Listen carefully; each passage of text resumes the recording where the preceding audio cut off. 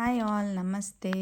Welcome back to my channel. ಇವತ್ತು ನಾನು north ಕರ್ನಾಟಕದಲ್ಲಿ ಕಾಮನ್ ಆಗಿ ಮಾಡುವಂಥ ಹಸಿಮೆಣಸಿನ್ಕಾಯಿ ಚಟ್ನಿ, ಕೆಂಪು ಚಟ್ನಿ ಅಂತ ಕರಿತೀವಿ, ಅದನ್ನು ಹೇಗೆ ಮಾಡೋದು ಅಂತ ತೋರಿಸ್ತಾ ಇದ್ದೀನಿ. ಇದನ್ನು ನಾವು 8 to 10 ಡೇಸ್ವರೆಗೂ ನಾವು ಫ್ರಿಜ್ಜಲ್ಲಿ ಇಟ್ಕೊಂಡು ತಿನ್ಬೋದು. ಬನ್ನಿ, ಹಾಗಿದ್ರೆ ಇದಕ್ಕೆ ಏನೇನು ಬೇಕು ಅಂತ ನೋಡ್ಕೊಳ್ಳೋಣ. ಫಸ್ಟ್ ಇಲ್ಲಿ ನಾನು 2 ಥರ ಒಣಮೆಣಸಿನ್ಕಾಯಿನ ತೊಗೊಂಡಿದ್ದೀನಿ. ಒಂದು ಬ್ಯಾಡ್ಗೆ, ಇನ್ನೊಂದು ಗುಂಟೂರು ಮೆಣಸಿನ್ಕಾಯಿ. ಬ್ಯಾಡ್ಗೆ ಅಂದರೆ ಕಲರ್ಗೋಸ್ಕರ, ಗುಂಟೂರು ಖಾರಕ್ಕೋಸ್ಕರ. 70% ಬ್ಯಾಡ್ಗೆ ಮತ್ತು 30% ಅಷ್ಟು ನಾನು ಗುಂಟೂರು ತೊಗೊಂಡಿದ್ದೀನಿ. ನಿಮಗೆ ಬೇಕಿದ್ದರೆ ಒಂದನ್ನೇ ನೀವು ಫುಲ್ ತೊಗೋಬೋದು. ಬಟ್ ಖಾರಕ್ಕಿಂತ ಬ್ಯಾಡ್ಗೆ ಮೆಣಸಿನ್ಕಾಯಿ ಚಟ್ನಿ ಚೆನ್ನಾಗಿರುತ್ತೆ, ಟೇಸ್ಟಿಯಾಗಿರುತ್ತೆ. ಅದಕ್ಕೋಸ್ಕರ ಎರಡೂ ಸ್ವಲ್ಪ ಸ್ವಲ್ಪ ತೊಗೊಂಡಿದ್ದೀನಿ. ಮೊದಲಿಗೆ ನಾವು ಏನು ಮಾಡಬೇಕು ಅಂದರೆ ಇದನ್ನು ನೆನೆ ಇಡಬೇಕು. ನೆನೆ ಇಡಬೇಕಂದ್ರೆ ಹೇಗಂದರೆ ಇದನ್ನು ಓವರ್ ನೈಟ್ ನೆನೆ ಇಟ್ರಿ. ಇಲ್ಲಾಂದರೆ ನೀವು ಒಂದು 8 ಅವರ್ಸ್, ಮ್ಯಾಕ್ಸಿಮಮ್ 6 to 7, 8 ಅವರ್ಸ್ವರೆಗೂ ನೀವು ನೆನೆ ಇಡಬೇಕಾಗುತ್ತೆ. ಇನ್ ಕೇಸ್ ನಿಮಗೆ ಟೈಮ್ ಇಲ್ಲ ಅಂದರೆ ಪರವಾಗಿಲ್ಲ, ನೀವು ಬಿಸಿ ಬಿಸಿ ನೀರಲ್ಲೂ ಕೂಡ ಒಂದು 2 to 3 ಅವರ್ಸ್ನ ನೆನೆ ಇಟ್ಟರೆ ಈ ಚಟ್ನಿನ ಮಾಡ್ಕೋಬೋದು. ಟೈಮ್ ಇಲ್ಲ ಅಂದವ್ರಿಗೆ. ಟೈಮ್ ಇದ್ದರೆ ನೀವು ಆರಾಮಾಗಿ 7 to 8 ಅವರ್ಸು ನೆನೆ ಇಟ್ಕೋಬೋದು. ನೋಡಿ, ಇಲ್ಲಿ ನಾನು ಒಂದು ಪಾತ್ರೆಯಲ್ಲಿ 2 ಮೆಣಸಿನ್ಕಾಯಿನ ಹಾಕ್ಬಿಟ್ಟು ಅದರಲ್ಲಿ ಫುಲ್ ಅಂದರೆ ಮೆಣಸಿನ್ಕಾಯಿ ತುಂಬುವಷ್ಟು, ನೆನೆಯುವಷ್ಟು ನಾನು ನೀರು ಹಾಕ್ತಾಯಿದ್ದೀನಿ. ಅದನ್ನು ಹಾಕ್ಬಿಟ್ಟು ಚೆನ್ನಾಗಿ ಮಿಕ್ಸ್ ಮಾಡಬೇಕು. ನೀರಲ್ಲಿ ಅದ್ದಿ ಒಂದು ಪ್ಲೇಟ್ನ ಮುಚ್ಚಿಬಿಟ್ಟು ಎತ್ತಿಡಬೇಕು. ಅಂದರೆ ಒಂದು 6 to 7, 8 ಅವರ್ಸ್ವರೆಗೂ ನೆನೆ ಇಡಬೇಕು.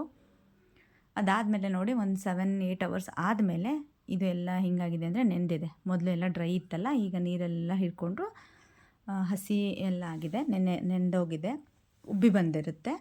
ಅದಾದಮೇಲೆ ನಾವೇನು ಮಾಡಬೇಕು, ಇಮಿಡಿಯೇಟಾಗಿ ನೀರಿನಿಂದ ಮೆಣಸಿನ್ಕಾಯಿನ ತೆಗಿಬೇಕು. ಹಿಂಡಬಾರ್ದು. ನಾನು ಯಾವುದೇ ರೀತಿಯಿಂದ ಸ್ಕ್ವೀಸ್ ಮಾಡಿಲ್ಲ ಅಥವಾ ನೀರನ್ನ ಪೂರ್ತಿ ತೆಗೆದಿಲ್ಲ. ಜಸ್ಟ್ ಲೈಟಾಗಿ ಅದನ್ನು ನೀರಿನಿಂದ ಬಿಡಿಸ್ಕೊಂಡು ಮಿಕ್ಸಿ ಜಾರ್ಗೆ ಹಾಕ್ಕೋತಾ ಇದ್ದೀನಿ. ಇದೆಲ್ಲ ಹಾಕ್ಕೊಂಡ್ಮೇಲೆ ಅದಕ್ಕೆ ನಾನು ತೊಳೆದಿಟ್ಟಿರೋಂಥ ಕರಿಬೇವಿನ ಸೊಪ್ಪು ಮತ್ತು ಕೊತ್ತಂಬರಿ ಸೊಪ್ಪು ಹಾಕ್ತಾಯಿದ್ದೀನಿ. ಹುಳಿಗೋಸ್ಕರ ನಾನು ಇಲ್ಲಿ ಟ್ಯಾಮ್ರಿನ್ನ ಯೂಸ್ ಮಾಡ್ಕೋತಾ ಇದ್ದೀನಿ. ಒಂದು ಸ್ವಲ್ಪ ನೋಡಿ, ಇಲ್ಲಿ ಇಷ್ಟು ಪ್ರಮಾಣದಲ್ಲಿ ನಾನು ಟ್ಯಾಮ್ರಿನ್ನ ಹಾಕ್ತಾಯಿದ್ದೀನಿ. ಇನ್ ಕೇಸ್ ನೀವು ಸೀಸನ್ ಇತ್ತಂದರೆ ಮಾವಿನಕಾಯಿನೂ ಹಾಕ್ಕೋಬೋದು, ಹಸಿ ಮಾವಿನಕಾಯಿನ ಹಾಕ್ಕೋಬೋದು, ರುಚಿ ಚೆನ್ನಾಗಿರುತ್ತೆ.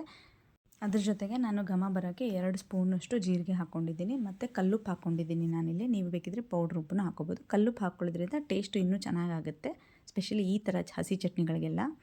ಅದಾದಮೇಲೆ ನಾನು ರುಚಿಗೆ ತಕ್ಕಷ್ಟು ಬೆಲ್ಲ ಮತ್ತು ಒಂದು 2 ಸ್ಮಾಲ್ ಸೈಜಿಂದ ಬೆಳ್ಳುಳ್ಳಿನ ಹೆಸರನ್ನ ಹಾಕ್ಕೊಂಡಿದ್ದೀನಿ.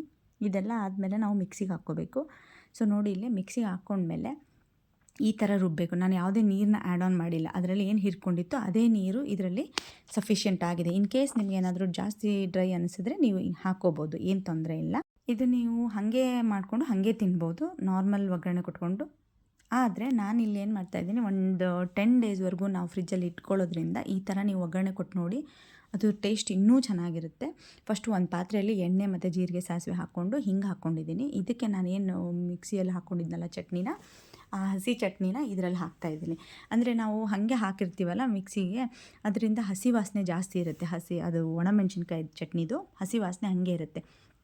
ಅದು ನಿಮಗೆ ಬೇಡ ಅನಿಸಿದ್ರೆ ತಿನ್ನೋಕ್ಕೆ, ಅಥವಾ ನಿಮ್ಗೆ ಜಾಸ್ತಿ ದಿನ ಬರಬೇಕು ಅನಿಸಿದ್ರೆ ಈ ಥರ ಎಣ್ಣೆಯಲ್ಲಿ ಅದನ್ನು ಚೆನ್ನಾಗಿ ಫ್ರೈ ಮಾಡ್ಕೋಬೇಕು. ಅಂದರೆ ನೀಟಾಗಿ ಫ್ರೈ ಮಾಡಿ ತಳ ಬಿಡೋವರೆಗೂ ಅದನ್ನು ಹುರಿತಾನೇ ಇರಬೇಕು. ನೋಡಿ, ಇಲ್ಲಿ ನಾನು ಯಾವ ಥರ ಹುರಿತಾ ಇದ್ದೀನಲ್ಲ, ಆ ಥರ ಎಲ್ಲ ಹಸಿದೇನು ಚಟ್ನಿ ಇರುತ್ತಲ್ಲ ಅದ್ರ ಸ್ಮೆಲ್ಲೆಲ್ಲ ಹೋಗಿ ನೀಟಾಗಿ ಘಮ ಬರುತ್ತೆ. ನಾವು ಹಿಂಗು, ಜೀರಿಗೆ ಮತ್ತು ಕರಿಬೇವಿನ ಸೊಪ್ಪು ಹಾಕಿರ್ತೀವಲ್ಲ, ಅದ್ರದ್ದು ಘಮ ಬರ್ತಾ ಇರುತ್ತೆ. ನೋಡಿ, ಈ ಥರ ಚಟ್ನಿ ರೆಡಿ ಆಗುತ್ತೆ. ಇದನ್ನು ನೀವು ಚಪಾತಿ, ಅನ್ನ ಮತ್ತು ದೋಸೆ ಜೊತೆನೂ ಹಾಕ್ಕೋಬೋದು. ತುಂಬಾ ಟೇಸ್ಟಿಯಾಗಿರುತ್ತೆ. ಹೋಪ್ ನಿಮ್ಗೆ ಈ ರೆಸಿಪಿ ಇಷ್ಟ ಆಗಿದೆ ಅಂದ್ಕೊಂಡಿದ್ದೀನಿ. Thank you for watching. ಇಷ್ಟ ಆದರೆ ಲೈಕ್ ಮಾಡಿ, ಶೇರ್ ಮಾಡಿ ಮತ್ತು ಕಾಮೆಂಟ್ ಮಾಡಿ, ಸಬ್ಸ್ಕ್ರೈಬ್ ಮಾಡ್ಕೊಳ್ಳಿ.